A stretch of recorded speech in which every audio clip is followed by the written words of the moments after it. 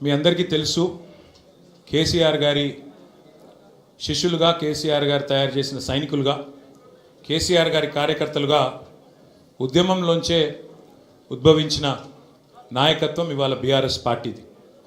ఈ వేదిక మీద కూర్చున్న ప్రతి ఒక్కరూ, వెనకాల ఉన్న ప్రతి ఒక్కరు కూడా ఆనాడు రాష్ట్ర కేంద్ర ప్రభుత్వాలతో సుదీర్ఘంగా వారు ఎన్ని కేసులు పెట్టినా, ఎన్ని రకాలుగా భయపెట్టే ప్రయత్నం చేసినా భయపడకుండా, వెరవకుండా రాష్ట్రం కోసం పోరాటం చేసిన, రాజీ లేని పోరాటం చేసిన నాయకత్వం మా పార్టీది. రాష్ట్రం వచ్చింది, ఆ తర్వాత ప్రజలు ఆశీర్వదిస్తే మా పార్టీ అధికారంలోకి వచ్చింది, ప్రభుత్వం వచ్చింది. కేసీఆర్ గారి ఆశీర్వాదంతో నాకు మంత్రి పదవిలో పనిచేసే అవకాశం కూడా వచ్చింది.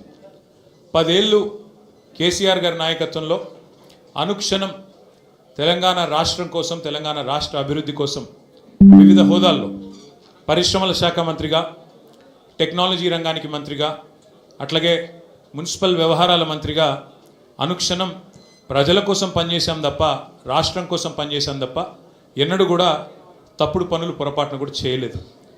మా కేసీఆర్ గారు ఎప్పుడో ఒకటి చెప్తూ ఉంటారు, రాజకీయం అనేది గేమ్ కాదు, మనకు సంబంధించినంత వరకు మనం తెచ్చిన ఈ రాష్ట్రంలో మనకు ఒక టాస్క్ అని. అంతే నిబద్ధతతో 10 ఏళ్ళు చాలా సిన్సియర్గా రాష్ట్రం కోసం పనిచేసాం. అన్ని రకాలుగా మా నియోజకవర్గాలను ఎట్లా బాగు చేయాలి, మా జిల్లాలు ఎట్లా బాగు చేయాలి, మన పల్లెలు ఎట్లా బాగుండాలి, ఏ టాస్క్ మాకు మా నాయకుడిస్తే, ప్రజలిస్తే దాని నిబద్ధతతో తెలంగాణని గొప్పగా తీర్చిదిద్దేదానికి తాపత్రయపడుతూ అందరం కూడా సమిష్టిగా పనిచేసినాం. మేమెన్నడూ టైంపాస్ కార్యక్రమాలు చేయలేదు. ప్రత్యర్థుల కుటుంబాలను రాజకీయాల్లోకి లాగి, ప్రత్యర్థుల పిల్లల మీద బురద జల్లి, ప్రతిపక్షాల మీద కేసులు పెట్టి, ప్రతిపక్షాలను మరి కావాలని హరాస్మెంట్ చేసి ఆ టైప్లో టైంపాస్ పని చేయలేదు. మా నాయకుడు గొప్పతనం ఏంటంటే ఇవ్వని వాగ్దానాలను కూడా నెరవేర్చిన నాయకుడు కేసీఆర్ గారు. మేనిఫెస్టోలో చెప్పని హామీలను, మేనిఫెస్టోలో ఇవ్వని వాగ్దానాలను కూడా నెరవేర్చిన నాయకుడు కేసీఆర్ గారు. ఒక రైతు బంధు అయితేనేమి, ఒక కళ్యాణ లక్ష్మి అయితేనేమి, ఒక కేసీఆర్ కిట్ అయితేనేమి, ఇట్లా చెప్పుకుంటూ పోతే 1, 2 కాదు, ఎన్నో కార్యక్రమాలు మేము మేనిఫెస్టోలో చెప్పలేదు. కానీ చెప్పకపోయినా ప్రజాహితం కోసం మరి 10 ఏళ్ల పాటు మేము పనిచేసాం. ఇవాళ బాధ అనిపిస్తున్నది, ఎంక్వైరీలతో కాదు, ఎంక్వైరీలకు భయపడేటోడు ఎవడు లేడు, బాధపడేటోడు ఎవడు లేడు. కానీ ఇవాళ ఇంత కష్టపడి మరి కేసీఆర్ గారి నాయకత్వంలో ప్రజలు సాధించుకున్న ఈ రాష్ట్రంలోని పరిపాలన పిచ్చోడి చేతిలో రాయిలాగా మారిపోయింది. పరిపాలన మీద దృష్టి లేదు, పరిపాలన చేత కాదు, ప్రజలకిచ్చిన హామీలు నెరవేర్చే సత్తా లేదు. అసమర్థుడి జీవనయాత్రలాగా ఈ 2 ఏళ్ళు ఏదో నెట్టుకుంటూ టైంపాస్ చేసుకుంటూ వచ్చినారు. ఒక్కొక్క రోజు ఒక్కొక్క డ్రామా. కొన్ని రోజులు కాళేశ్వరం పేరిట డ్రామా, కొన్ని రోజులు గొర్రెల స్కామ్ అని డ్రామా, కొన్ని రోజులు ఫార్ములా ఈ పేరిట డ్రామా, మరికొన్ని రోజులు ఫోన్ ట్యాపింగ్ అని చెప్పి డ్రామా. ఇవాళ ఒక బాధ ఎక్కడ అనిపిస్తుంది అంటే, చదువు, సంస్కారము, మర్యాద, హుందాతనం ఉన్న ఒక పార్టీ నాయకుడిగా నేను చేసే విజ్ఞప్తి, నేను చేసే ప్రార్థన ఏంటంటే, ఈ పుట్టిన మట్టి సాక్షిగా, అంతరాత్మ సాక్షిగా అక్రమ, అనైతిక పనులు నేను ఎన్నడూ కూడా చేయలేదు అనే మాట స్పష్టంగా చెప్తా ఉన్నాను. ఈ రెండేళ్లలో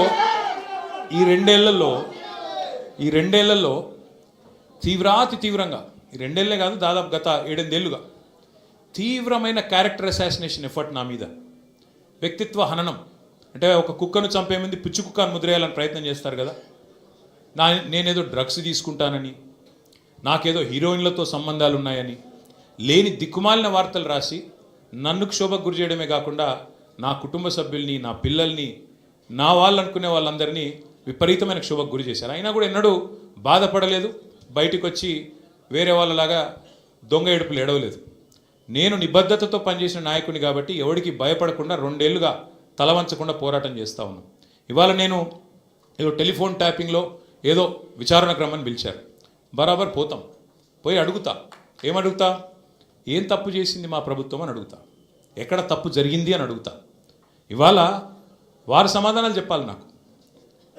గత 2 ఏళ్ళుగా ఈ ఫోన్ ట్యాపింగ్ పేరిట ఒక డైలీ సీరియల్ మాదిరిగా, అంతులేని కథ మాదిరిగా లీకుల రూపంలో ఏదైతే మా వ్యక్తిత్వ హననం జరుగుతుందో దానికి బాధ్యులు ఎవరు అని అడుగుతా. ఎవరో హీరోయిన్ల ఫోన్లు ట్యాప్ అయినాయని మీరే ఒక 2 నెలలు నడిపిస్తారు డ్రామా. పోలీసు వాళ్ళు, కాంగ్రెస్ పార్టీ వాళ్ళు మీరే లీకులు ఇస్తారు, మీరే రాయిస్తారు, మీరే మళ్ళీ మీదికి వెళ్ళి మా వ్యక్తిత్వాహనం చేసే ప్రయత్నం చేస్తారు. ఇక వీళ్ళని బెదిరించిందట, వాళ్ళని బెదిరించిందట అని మీరే రాపిస్తారు 2 నెలలు. మళ్ళీ 3వ నెలలో మీరే రాపిస్తారు. ఏ హీరోయిన్ల ఫోన్ ట్యాప్ కాలేదు, ఎవరిది కాలేదు, అంతా బోగస్, ఇన్ని రోజులు మేము చెప్పిందంతా తూచ్ అని చెప్పి మళ్ళీ మీరే రాయిస్తారు. మరి నా పరువుకి, నా ప్రతిష్టకు కలిగిన నష్టానికి ఎవడు బాధ్యుడు? రేవంత్ రెడ్డి బాధ్యుడా? ఈ లీకులు ఇచ్చిన పోలీసు వాళ్ళు బాధ్యులా? రాసిన మీడియా వాళ్ళు బాధ్యులా? నేను అడుగుతా. అట్లా ఇంకో మాట కూడా నేను అడుగుతా. ఈరోజు ఇవాళ మీరు ఏ అధికారి అయినా, ఈ రాష్ట్రంలో పోలీస్ అధికారి ఈరోజు రాష్ట్రంలో ఫోన్లు ట్యాప్ జరగడం లేదు అని చెప్తాడా? ముందుకొచ్చి మీ కెమెరా ముందుకొచ్చి చెప్పే ఒక్క పోలీసుడు ఉన్నాడా? డీజీపీ శివధర్ రెడ్డి ముందుకు వస్తాడా? ఐజీ ఇంటెలిజెన్స్ ముందుకు వస్తాడా? కమిషనర్ సజ్జరాన్ ముందుకు వస్తాడా? వాళ్ళకి తెలుసు పోలీసు వాళ్ళకు. భారతదేశంలో స్వాతంత్రం వచ్చిన తర్వాత ఆనాటి నుంచి ఈనాటి వరకు, నెహ్రూ గారి టైం నుంచి ఈరోజు మోడీ గారి టైం దాకా గూఢాచారి వ్యవస్థలు ఎప్పటికప్పుడు పనిచేస్తూనే ఉంటాయి. గూఢాచారి వ్యవస్థ ఎందుకు పనిచేస్తుంది? పోలీస్ నిఘా వ్యవస్థ ఎందుకు పనిచేస్తుంది? ఎవరన్నా ప్రభుత్వాలను అస్థిరపరిచే కుట్ర చేసినా, దేశంలో శాంతి భద్రతల సమస్య తలెత్తే విధంగా వ్యవహారం చేసినా, లా అండ్ ఆర్డర్ ఇష్యూ వచ్చే విధంగా ఏమైనా అపభ్రష్టపు పనులు చేసినా వాటిని నిరోధించడానికి డెఫినెట్గా పోలీస్ వ్యవస్థ తన పని తాను చేసుకుంటూ పోతుంది. 2015లో మన తెలంగాణ రాష్ట్రం ఏర్పడ్డ తొలినాళ్లలో మా ఎమ్మెల్యే గారిని ఒకరిని కొనడానికి ఒక దొంగ 50 లక్షల రూపాయల బ్యాగ్తో వచ్చి దొరికిండు. దొరికిన తర్వాత ఆ దొంగ మీద ఏమైనా నిఘా పెట్టిండ్రేమో పోలీసులు. మాకేం తెలుసు? మాకేం సంబంధం? పోలీసులు దొంగలు, వాళ్ళకు సంబంధం ఉంటుంది, మాకేం సంబంధం? మధ్యలో రాజకీయ నాయకత్వానికి. ఇవాళ వాస్తవం ఏంది? 2015లో ఏ దొంగనైతే దొరికిండో 50 లక్షల రూపాయలతో అడ్డంగా రాష్ట్రం మొత్తం చూస్తుండగా ఆ దొంగ ముఖ్యమంత్రి అయి కూర్చున్నాడు. ఆ దొంగకి ఏమనిపిస్తున్నది? మిగతా వాళ్ళు కూడా నా లెక్కనే రాజకీయ నాయకులందరూ దొంగ పనులు చేస్తారు, మిగతా వాళ్ళు కూడా నాలాగనే బురద అంటియాలి, వాళ్ళను బదనాం చేయాలి. అందుకే ఏం చేస్తున్నాడు? విచారణ పేరిట ఆదేశాలు జారీ చేస్తూ ఉన్నాడు. ఒక 3 రోజుల కిందట హరీష్ రావు గారు ఒక ప్రెస్ మీట్ పెట్టినారు తెలంగాణ భవన్లో. ఏమని మాట్లాడినారు? సింగరేణి కాలరీస్ ఏదైతే ఉన్నదో అక్కడ 1000 కోట్ల బొగ్గు కుంభకోణం జరిగింది. దానిలో ప్రధాన ముద్దాయి రేవంత్ రెడ్డి గారి బావమరిది సృజన్ రెడ్డి. ఆయన కింగ్ పిన్గా ఉంటూ ఈ అక్కరలేని సైట్ విజిట్ సర్టిఫికేషన్ భారతదేశంలో ఎక్కడ ఏ కోల్డ్ ఫీల్డ్లో లేదు. అదొక కండిషన్ పెట్టి, ఒక నిబంధన పెట్టి కాంట్రాక్టర్లను రింగు చేసి బెదిరించి ఫోన్ ద్వారా నేరుగా మాట్లాడి, నేను ముఖ్యమంత్రి బావమరిదిని మాట్లాడుతున్నా, మీరు టెండర్ వేయొద్దు, మీరు వేస్తా అని చెప్తే నేను సర్టిఫికెట్ ఇయనియా సింగరేణి నుంచి అని బెదిరిస్తున్నాడు. బెదిరించి ఈ మొత్తం స్కామ్ చేసింది రేవంత్ రెడ్డి గారి బావమరిది అని హరీష్ రావు గారు ఆధారాలతో సహా, ఎట్లా మా గవర్నమెంట్లో మైనస్ టెండర్లు పోతుండే, ఎట్లా కాంగ్రెస్ రాగానే ఈ నిబంధన పెట్టడం వల్ల +22% +14% టెండర్లు ఎట్లా పోతున్నాయి, ప్రజాధనం ఎట్లా కొల్లగొడుతున్నారు, సింగరేణితో ముఖ్యమంత్రి గారు ఎట్లా ఫుట్బాల్ ఆడుతున్నారు, సింగరేణి సంస్థని తన కామధేనువుగా ఎట్లా మార్చుకున్నారు, ఇవన్నీ వివరంగా చెప్పినారు. ఉదయం చెప్పంగానే సాయంత్రం వరకు మేము ఎదురు చూస్తూ ఉన్నాం. ఎవరన్నా ఒక మంత్రి, ఎవరన్నా ఒక బాధ్యుడు స్పందిస్తాడేమో. పోనీ కేంద్ర బొగ్గు శాఖ మంత్రి మన రాష్ట్రం నుంచే ఉన్నాడు కిషన్ రెడ్డి గారు, వారి ప్రభుత్వానికి కూడా సింగరేణిలో 49% వాటా ఉంది. కనీసం ఆయనన్నా, మరి కేంద్ర బొగ్గు మంత్రి కాబట్టి ఆయనన్నా స్పందిస్తాడేమో, ఈ దొంగలను పట్టుకుంటాడేమో. మోడీ గారు ఊకుకంటుంటారు కాంగ్రెస్ అంటేనే స్కామ్ గ్రేస్ అని, మరి మోడీ గారి ప్రభుత్వం ఏమైనా స్పందిస్తుందేమో అని చూసినాం. కానీ సాయంత్రం వరకు ఏం చేస్తారు? హరీష్ రావు గారికి సిట్ నోటీస్. అది అయిపోయింది, అదో డ్రామా ఒక రోజంతా నడిపిండ్రు. హరీష్ రావు గారు లోపల పోయినరు, ఉల్టా క్వశ్చన్లు వాళ్ళని అడిగిండు, వాళ్ళకి ఏం చెప్పాలన్నా తెలియలేదు, నీళ్ళు నమ్మలేరు, అయిపోయింది. ఇప్పుడు మళ్ళా ఇక డైలీ సీరియల్, అదే సీరియల్ ఉంటుంది కార్తీక దీపం అని, మనసు మమత,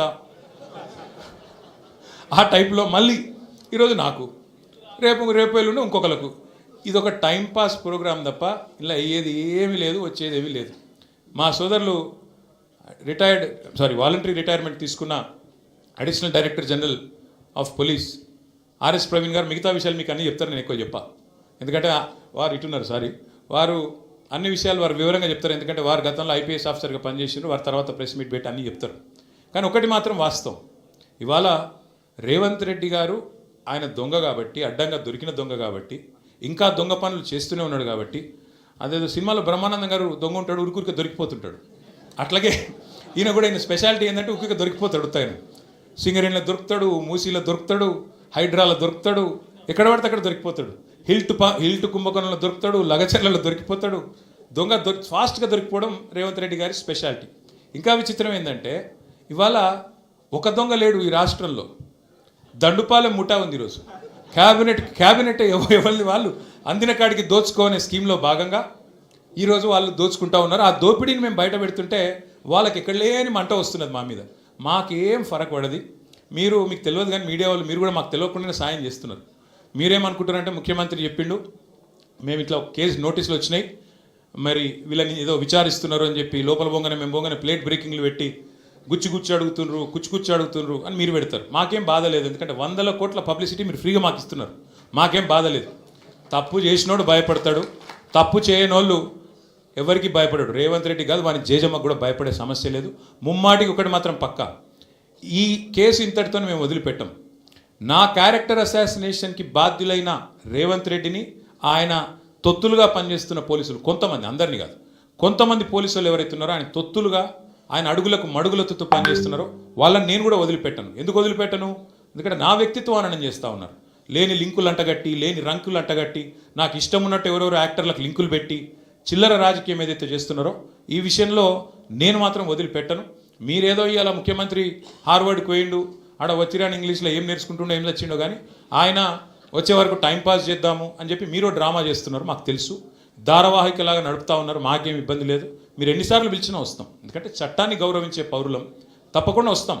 మేము తప్పు చేయలేదన్న మాటనే చెప్తాము. మీరు ఎన్ని రకాల డైవర్షన్ గేమ్లు ఆడినా మేము మాత్రం అర్జునుడి కన్ను ఎట్లయితే ఆనాడు తన గురి మీదనే ఉండనో అట్లే మా గురి మొత్తం కూడా ఈ ప్రభుత్వ అసమర్థత మీద, మీ అవినీతి మీద, మీరు ప్రజలకిచ్చి ఎగ్గొడుతున్న హామీల మీద, యనుమల రేవంత్ రెడ్డి ఎగవేతల రేవంత్ రెడ్డికి ఎట్లా మారిపోయిండో అన్న దాని మీద 420 హామీలు ఇచ్చి ఇప్పటివరకు 4 హామీలు కూడా నెరవేర్చకుండా ఎట్లా ఈ లుచ్చా పనులు చేస్తున్నాడో వీటిని ఎండగడుతూనే ఉంటాం. 100% వదిలిపెట్టకుండా ప్రాణం పోయేదాకా పోరాడుతూనే ఉంటాం. ఎవరికి భయపడకుండా, ఎవరికి తలవంచకుండా నిఖార్సైన తెలంగాణ బిడ్డలుగా, కేసీఆర్ గారి సైనికులుగా, కేసీఆర్ గారిని తిరిగి ముఖ్యమంత్రి చేసేదాకా మేమందరం కలిసికట్టుగా పనిచేస్తూ ఉంటామని చెప్పి తెలియజేస్తూ మీ అందరికీ కూడా సంఘీభావం చెప్పడానికి వచ్చిన ప్రతి ఒక్కరికి మళ్ళొకసారి ధన్యవాదాలు తెలియజేస్తూ, మిగతా విషయాలు వాళ్ళు నన్నేం అడిగినరు, నేను వాళ్ళనేం అడిగినా అవన్నీ సాయంత్రం మిగతా విషయాలు మాట్లాడుకుందాం. Thank you.